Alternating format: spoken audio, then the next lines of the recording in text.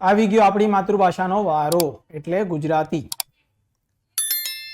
ધોરણ 10 ગુજરાતી. આપણે section A B C D બધું જ જોઈશું.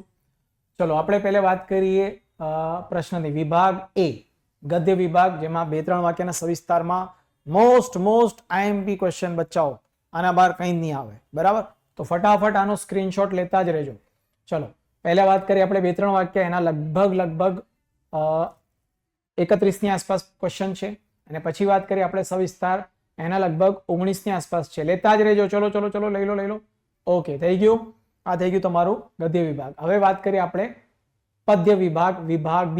2-3 વાક્યના જવાબ અને સવિસ્તારનો જવાબ. ચલો આમાં કરી લો ફટાફટ. આમાં પણ લગભગ 18 ને 25 ક્વેશ્ચન, 2-3 વાક્ય અને 19 ક્વેશ્ચન હશે લગભગ. અરે કેટલા 15 ક્વેશ્ચન હશે તમારા સવિસ્તાર, બરાબર? સ્ક્રીનશોટ લેતા રહેજો. આ થઈ ગયું વિભાગ A અને B. હવે વાત કરીશું આપણે વ્યાકરણની. વ્યાકરણમાં પણ આપણે મોસ્ટ IMP અત્યાર સુધીમાં બોર્ડમાં પૂછાયેલા બધા જ વ્યાકરણના ક્વેશ્ચનનો સમાવેશ આમાં કર્યો છે. આટલું કરશો એટલે પૂરું થયું, બરાબર? જેમાં શું જોઈશું આપણે?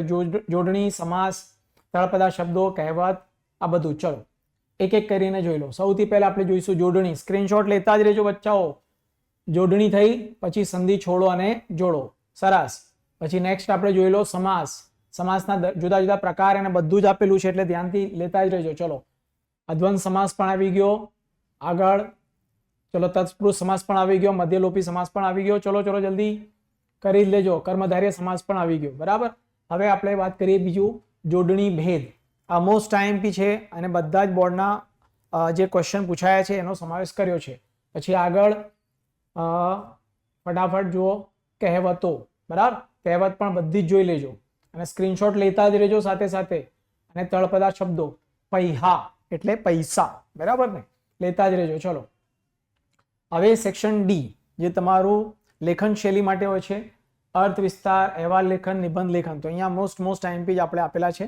સૌથી પહેલા વાત કરીએ આપણે નિબંધની. 12 નિબંધ છે. તમારે કંઈ બનવા ચાહું છું પ્રભુ, બાળ નાનું થી લઈને પુરુષાર્થ એ જ પ્રારબ્ધ, આ પણ જોવાનું છે. મતલબ આ 12 નિબંધમાંથી લગભગ એક પૂછાઈ જશે. અર્થ વિસ્તાર, ઊંચી નીચી ફર્યા કરે જીવનની ઘટમાળ, ભરતી તેની ઓટ છું, ઓટ પછી જુવાળ. આ કરતા જ રહેજો, સ્ક્રીનશોટ લેતા જ રહેજો, બરાબર?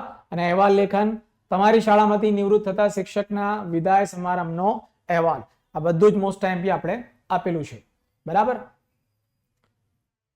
આમ હવે મોસ્ટ IMP ચેપ્ટર સાંભળી લો. આપણને ખબર છે કે 22, 23 પાઠ અને કવિતા છે, તો એટલું બધું કરવાના બદલે આ ગદ્યની અંદર ને પદ્યની અંદર આપ દેખાય છે, સ્ક્રીનશોટ લઈ લો.